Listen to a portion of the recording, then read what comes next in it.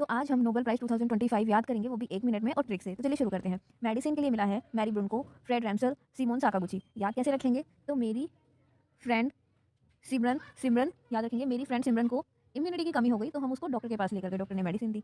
मेरी friend Simone को immunity की कमी हो गई तो हम उसे मेडिसिन के लिए डॉक्टर के पास लेकर गए। याद हो जाएगा। नेक्स्ट है फिजिक्स के लिए मिला है जॉन क्लार्के, मिकेल डेवोरेट, जॉन मार्टिनस। याद कैसे रखेंगे? फिजिक्स को याद रखेंगे फीस से।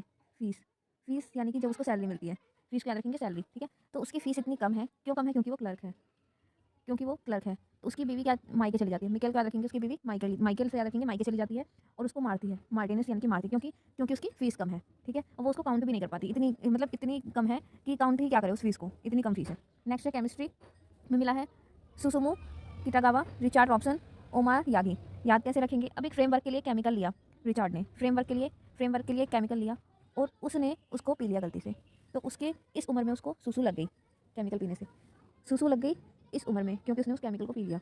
नेक्स्ट है शांति के लिए मिला मारिया कोरिना माचाडो। याद कैसे रखेंगे? अब कोरोना में कोरिना से याद रखेंगे, कोरोना में इतने लोग मरे, कोरोना मरे तो शांति हो गई, तो शांति हो गई। नेक्स्ट है साहित्य के लिए मिला लैज़लो क्राजना होरकई। याद कैसे रखेंगे?